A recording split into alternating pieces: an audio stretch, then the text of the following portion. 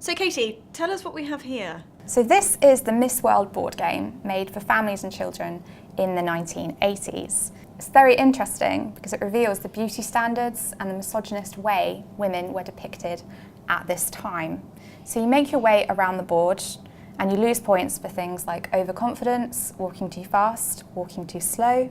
It's of significance that out of the 4 figures you have to choose from, 3 of them are blonde white women and there is 1 black woman. The winner is whoever reaches the golden stage first, and they gain the coveted Miss World crown and the robe. Now, the reason we're talking about this today is because the Miss World protest of 1970 was a very critical moment in the women's liberation movement. Feminist activists flower-bombed the Miss World contest in 1970.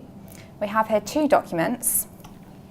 The first one, What Price Miss World?, is describing why the Miss World contest is harmful.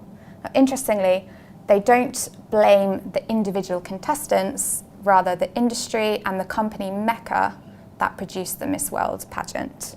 Mecca being the same company that is now famous for bingo halls.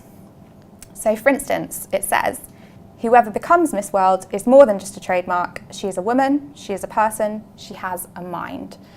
So it's against this idea that beauty pageants undermine women and represent them only by their physical attractiveness. Okay, this is a handwritten note with instructions regarding the Miss World demonstration 1970.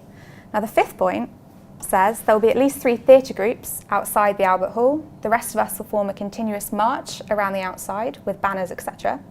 It also describes the stewards who will be coordinating, including Stephanie from Shepherd's Bush and John Chesterman from the Gay Liberation Front, who is described as wearing a khaki green anorak thing and is well-spoken with thick black hair.